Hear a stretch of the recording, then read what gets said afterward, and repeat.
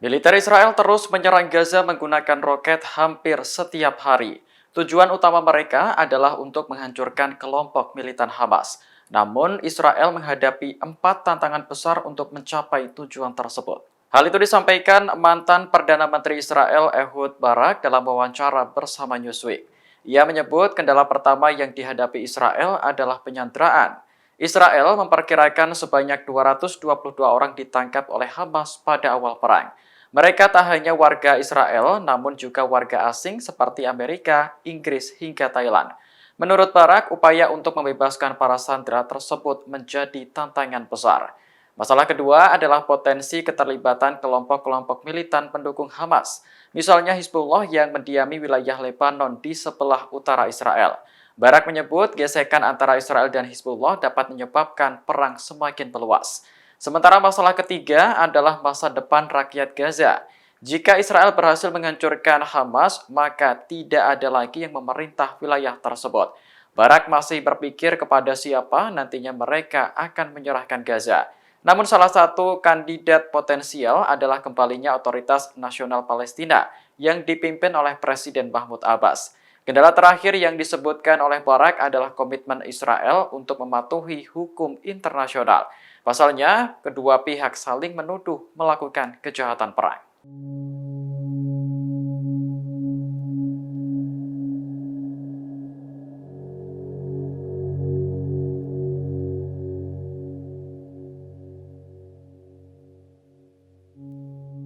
Kementerian Luar Negeri Israel mengaku tidak suka dengan Rusia dalam menyikapi konflik di Gaza, sebab pernyataan Moskow dianggap tidak sesuai dengan situasi perang yang sebenarnya. Israel pun meminta agar Rusia mengambil posisi yang lebih adil dan seimbang. Hal itu disampaikan diplomat Israel kepada rekan-rekan mereka di Rusia.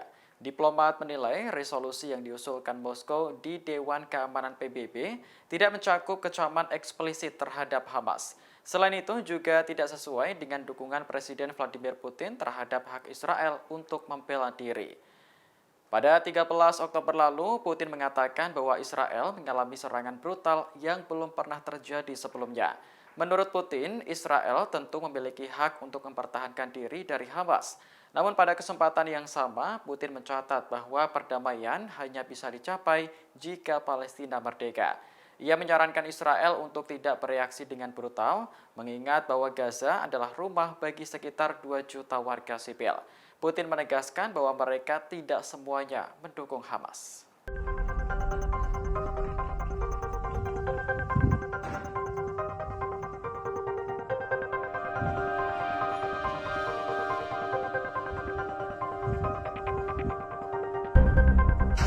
Perang antara Israel dan Hamas kini melebar hingga ke Suriah. Pada Rabu 25 Oktober, Kementerian Pertahanan Suriah melaporkan 8 tentaranya tewas diserang Israel. Selain menewaskan 8 tentara, serangan Israel juga melukai 7 pasukan. Israel telah mengakui bahwa pihaknya meluncurkan roket dari dataran tinggi Golan pada Rabu pagi. Roket tersebut menghantam posisi militer Suriah di Provinsi Dara. Selain itu, Israel juga mengerahkan jet tempur untuk menyerang lokasi lain. Dilaporkan, serangan itu berhasil menghancurkan fasilitas militer milik tentara Arab Suriah dan lokasi peluncuran mortir. Israel mengatakan pihaknya menyerang Suriah sebagai bentuk pembalasan. Sehari sebelumnya, 2 roket meluncur dari Suriah hingga memicu kepanikan di Israel Utara. Meski tidak menimbulkan korban jiwa, peristiwa itu membuat hubungan Israel-Suriah semakin memanas.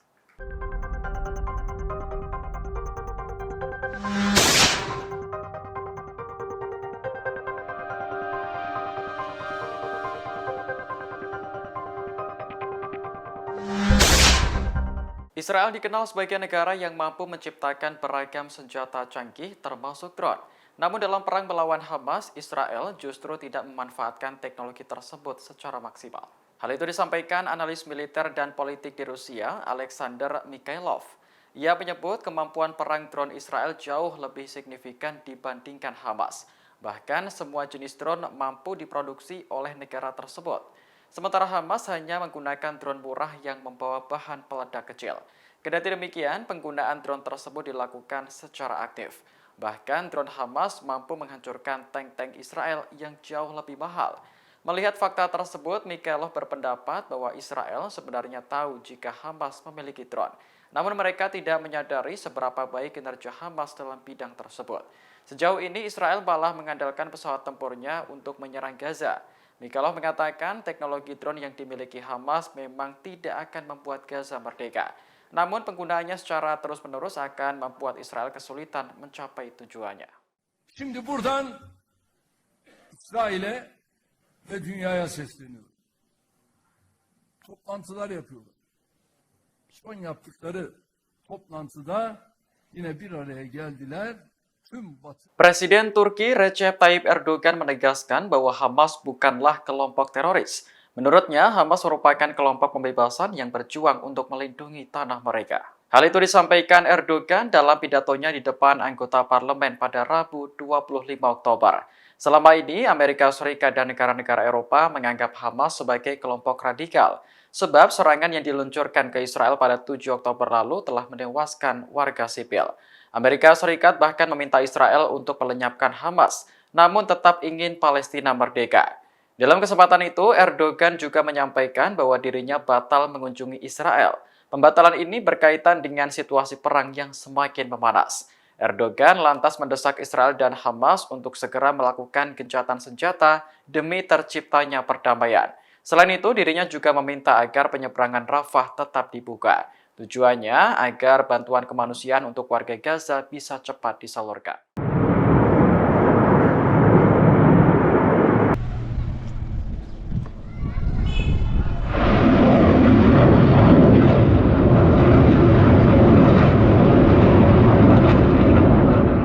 Kelompok militan Hamas kembali meluncurkan roket jarak jauh ke Israel pada Rabu 25 Oktober. Kali ini roket menargetkan kota Eilat yang terletak di wilayah selatan Israel. Sejauh ini belum ada laporan korban maupun kerusakan akibat roket tersebut. Namun sejumlah warga kota Eilat mengaku mendengar ledakan keras. Diduga roket Hamas mendarat di area terbuka atau meledak di udara. Pasukan pertahanan Israel juga telah mengonfirmasi ledakan tersebut berasal dari roket yang ditembakkan dari Gaza. Adapun jarak dari Gaza ke kota Eilat sekitar 220 km. Artinya hanya roket jarak jauh yang mampu melakukan perjalanan sepanjang itu. Sebelumnya, Hamas pernah meluncurkan roket jarak jauh berjenis Ayas 250 ke Israel. Roket itu menghantam Israel Utara, tepatnya di dekat Safed dan Haifa pada 13 Oktober. Meski tak menimbulkan korban, serangan itu sempat membuat Israel panik.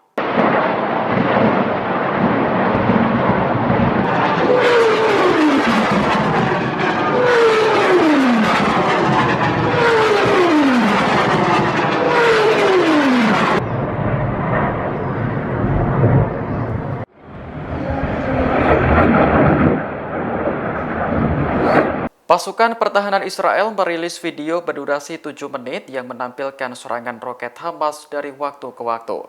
Menurut Israel, lebih dari 7.000 roket telah diluncurkan Hamas sejak 7 Oktober. Serangan roket itu tak hanya membuat warga panik, namun juga tewas menjadi korban. Israel menuduh tindakan Hamas sebagai kejahatan perang yang nyata.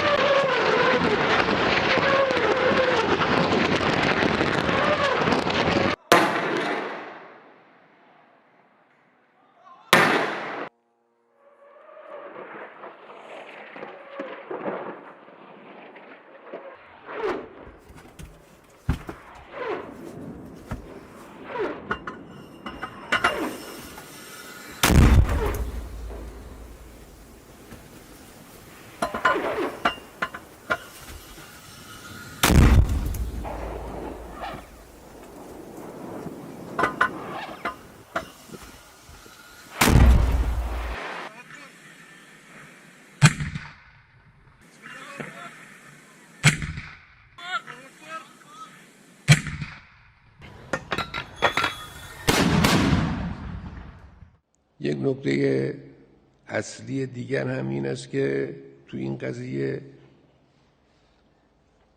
آمریکا شریک جرم قطعی جنایت. Pemimpin tertinggi Iran, Ali Khamenei, menuduh Amerika Serikat terlibat dalam serangan di Gaza, sebab Washington telah menjadi pendukung utama Israel dalam melawan Hamas. Hal itu disampaikan Khamenei dalam pidato yang diunggah melalui akun Twitternya. Ia mengaku sangat prihatin dengan para korban di Gaza, yang kebanyakan adalah anak-anak.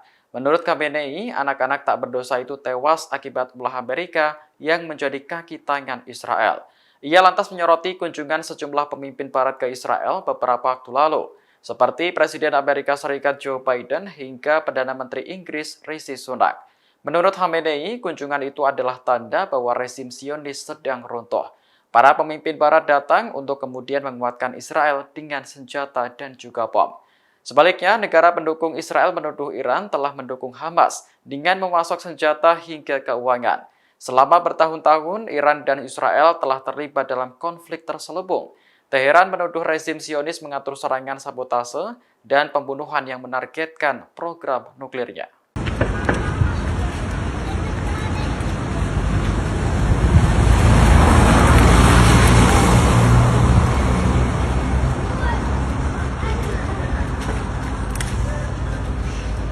Badan Migrasi PBB melaporkan lebih dari 19.000 orang telah menjadi pengungsi internal di Lebanon sejak awal Oktober.